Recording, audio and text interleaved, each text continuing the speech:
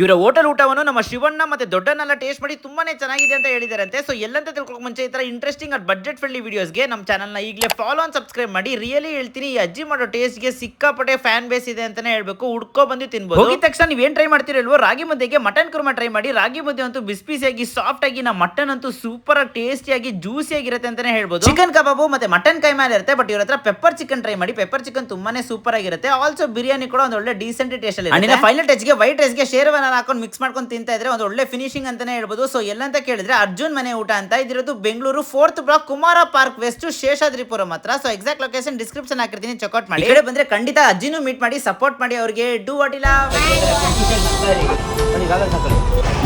Wow, heroine ತರ ಇಲ್ಲ. Thank you so much ಅಜ್ಜಿ, ನೋಡಿ ತುಂಬಾ ಖುಷಿ ಆಯ್ತು ನಮಗೆ.